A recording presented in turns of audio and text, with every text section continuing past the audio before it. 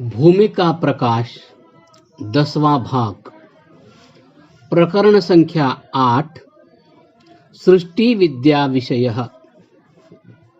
ओम नासदासिन्नो सदासित्तदानीं नासिद्रजो no व्योमापरो यत् किमावरिवः कुह कस्य शर्मन्नम्बः किमासीद् गहनं गभीरम्। ऋग्वेद। जब यह कार्य सृष्टि उत्पन्न नहीं हुई थी तब एक सर्वशक्तिमान परमेश्वर और दूसरा जगत का कारण अर्थात बनाने की सामग्री विराजमान थी। उस समय आकाश का भी व्यवहार नहीं था।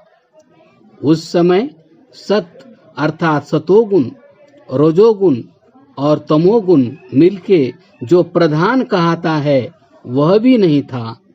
उस समय परमाणु भी नहीं थे तथा विराट अर्थात जो सब स्थूल जगत के निवास का स्थान है वह भी नहीं था। हिरण्यगर्भ जो परमेश्वर है वही एक सृष्टि से पूर्व वर्तमान था। वही इस सब जगत का स्वामी है और वही पृथ्वी से लेके सूर्य पर्यंत सब जगत को रच के धारण कर रहा है। इसलिए उसी सुख स्वरूप परमेश्वर देव की हम लोग उपासना करें, अन्य की नहीं। उस परमेश्वर को पुरुष भी कहते हैं क्योंकि वह पुर अर्थात ब्रह्मांड और शरीर में व्याप्त है। वह जीव के भीतर भी व्यापक है और इस जगत में पूर्ण हो रहा है। सहस्रशीर्षा पुरुषः सहस्राक्षः सहस्रपात् स भूमिं सर्वत्र स्पृत्वात्यतिष्ठत् दशांगुलम्। यजुर्वेद। जिसके बीच में जगत के असंख्यात शीर, आंख और पग ठहरे हुए हैं उसको सहस्रशीर्षा, सहस्राक्ष और सहस्रपात भी कहते हैं क्योंकि वह अनंत है। वह सर्वत्र पूर्ण होकर पृथ्वी तथा सब लोकों को धारण कर रहा है। वह परमेश्वर 5 स्थूल भूत और 5 सूक्ष्म भूत तथा 5 प्राण, मन, बुद्धि, चित्त, अहंकार और जीवात्मा और शरीर में हृदय देश, इन तीनों में व्यापक होके इनके चारों ओर भी परिपूर्ण हो रहा है। इससे वह पुरुष कहता है। वही सब जगत का बनाने वाला है। जो जगत उत्पन्न हुआ था, जो इस समय है और जो होगा, इस 3 प्रकार के जगत को वही रचता है। उससे भिन्न दूसरा कोई इस जगत को बनाने वाला नहीं है क्योंकि वह सर्वशक्तिमान है। वही मोक्ष सुख को देने वाला है। वह अपने सामर्थ्य से सब जगत को उत्पन्न करता है परंतु स्वयं कभी जन्म नहीं लेता। उस पुरुष की महिमा अनंत है। यह जो संपूर्ण जगत प्रकाशित हो रहा है यह तो उस पुरुष के एक देश में बसता है और जो प्रकाश गुण वाला जगत है वह उससे 3 गुणा है। मोक्ष सुख भी उसी ज्ञान स्वरूप के प्रकाश में है। वह प्रकाश का भी प्रकाश करने वाला है। यह नाना प्रकार का जगत उसी के सामर्थ्य से उत्पन्न हुआ है। यह जगत 2 प्रकार का है। एक चेतन जो कि भोजन आदि के लिए चेष्टा करता है तथा जीव संयुक्त है और दूसरा जड़ जो भोजन के लिए बना है, उसमें ज्ञान नहीं है और अपने आप चेष्टा भी नहीं कर सकता। वह पुरुष सर्वहित कारक होके इस 2 प्रकार के जगत को अनेक प्रकार से आनंदित करता है। वह जगन निर्माता संसार में सर्वत्र व्यापक होके इसे धारण कर रहा है। वही सब जगत का सब प्रकार से आकर्षण कर रहा है। ततो विराड जायत विराजो अधिपुरुषः स जातो अत्यरिच्यत पश्चात भूमिमतो पुरः। यजुर्वेद। विराट जिसे मूल प्रकृति भी कहते हैं उसी पुरुष के सामर्थ्य से उत्पन्न हुआ है। जिसका शरीर ब्रह्मांड के समतुल्य, जिसके सूर्य चंद्रमा नेत्र स्थानी है, वायु जिसका प्राण और पृथ्वी जिसके पैर है, इत्यादि लक्षण वाला आकाश विराट कहलाता है। उस विराट के तत्वों से सब प्राणी और अप्राणियों का देह पृथक पृथक उत्पन्न हुआ है। सब जीव इसी में वास करते हैं। यह विराट परमेश्वर से अलग और परमेश्वर भी इस संसार रूप देह से सदा अलग रहता है।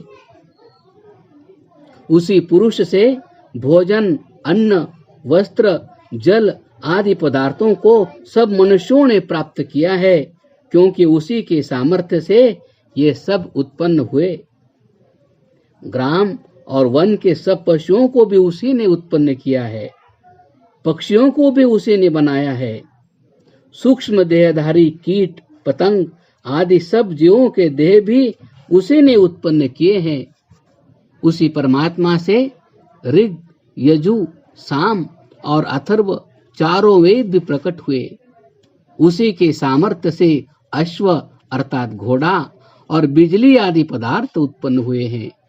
ऊंट, गधा आदि दोनों ओर दांत वाले पशु भी उसी से उत्पन्न हुए हैं। उसी से गोजाति अर्थात गाय, पृथ्वी, किरण और इंद्रिय उत्पन्न हुई है। इसी प्रकार भेड़ और बकरियां भी उसी से उत्पन्न हुई है। परमात्मा की इस सृष्टि में जो विद्या, सत्य भाषण आदि उत्तम गुण और श्रेष्ठ कर्मों से युक्त होता है, वह ब्राह्मण वर्ण कहलाता है। जो बल, पराक्रम आदि से युक्त हो, वह क्षत्रिय कहता है। जो खेती, व्यापार और सब देशों की भाषाओं को जानता और पशुपालन आदि में प्रवृत्त होता है, वह वैश्य है। जो मूर्खता आदि नीच गुणों से युक्त होता है, वह शूद्र है। उस पुरुष के मनन अर्थात ज्ञान रूप सामर्थ्य से चंद्रमा और तेज स्वरूप से सूर्य उत्पन्न हुआ है।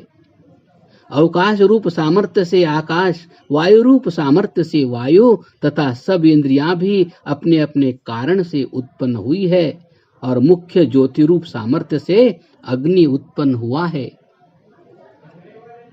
सप्त्याशासन परिधयस्त्रिः सप्त समिदः कृताः देवा यद्यज्यं तन्वाना अबध्नन् पुरुषं पशुम। यजुर्वेद। ईश्वर ने एक एक लोक के चारों ओर सात सात परिधि ऊपर ऊपर रची है। एक समुद्र, दूसरा त्रसरेणु, तीसरा मेघमंडल का वायु, चौथा वृष्टि जल, पांचवा वृष्टि जल के ऊपर एक प्रकार का वायु, छठा अत्यंत सूक्ष्म वायु जिसे धनंजय कहते हैं, और सातवां सूत्रात्मा वायु जो कि धनंजय से भी सूक्ष्म है। ये 7 परिधियां हैं। इस ब्रह्मांड की सामग्री 21 प्रकार की कहती है, जिनमें एक प्रकृति, बुद्धि और जीव ये तीनों मिलके एक है, क्योंकि यह अत्यंत सूक्ष्म पदार्थ है। दूसरा श्रोत्र, तीसरा त्वचा, चौथा नेत्र, पांचवी जिह्वा, छठी नासिका, सातवां वाक, आठवां पग, नौवां हाथ, 10वां गुदा, 11वां उपस्थ अर्थात लिंग इंद्रिय, 12वां शब्द, 13वां स्पर्श, 14वां रूप, 15वां रस, 16वां गंध, 17वीं पृथ्वी, 18वां जल, 19वां अग्नि, 20वां वायु, 21वां आकाश। ये 21 समिधा कहती है। ईश्वर ने प्रकृति से लेके घास पर्यंत जगत को रचा है, इसलिए उसका नाम विश्वकर्मा है। सब जगत उत्पन्न नहीं हुआ था, तब वह ईश्वर के सामर्थ्य में कारण रूप में वर्तमान था। जब जब ईश्वर अपने सामर्थ्य से इस कार्य रूप जगत को रचता है, तब तब वह स्थूल होके देखने में आता है। वह प्रजापति अर्थात सब जगत का स्वामी जड़ और चेतन के भीतर और बाहर अंतर्यामी रूप से सर्वत्र व्याप्त हो रहा है। वह सब जगत को उत्पन्न करता और स्वयं सदा अजन्मा रहता है। सब लोग उसी में ठहरे हुए हैं। ज्ञानी लोग भी मोक्ष सुख को प्राप्त हो जन्म मरण के बंधन से छूट के उसी के आनंद में रहते हैं। प्रकरण संख्या 8 समाप्त। क्रमशः